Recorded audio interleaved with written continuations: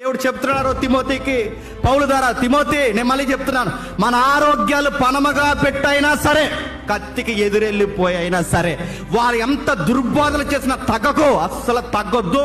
వాళ్ళని కమాండ్ చేయి, కడిగి పడే. నేను చెప్పేంత వరకు ఎబిసి సంఘం నుంచి కదలొద్దు. జూలై మధ్య పానకంలో పుడగలా కొంతమంది వచ్చి అంటున్నారు, ఏమో తెలిసి తలా తోక తెలియదండి. చక్కగా ప్రసంగాలు చెప్పుకుని వెళ్ళిపోక ఎందుకండి ఈ గొడవలంటే, ఈ కడుపులో మధ్య కదలకూడదు నీకు. బైబిల్ గమనించు, అపోస్తులు పక్క సత్యం చెప్పడమే కాదు, మరో పక్క పోరాడారు, దుర్బోధల మీద దులిమాడేశారు. సత్యం బోధించడమే కాదు, ఎవరైనా దొంగ బోధల సంఘానికి అంటిస్తే అన్యజనుల యొక్క ఆ వ్యవహార శైలి సంఘంలోకి వస్తే చూస్తూ ఊరుకోలేదు.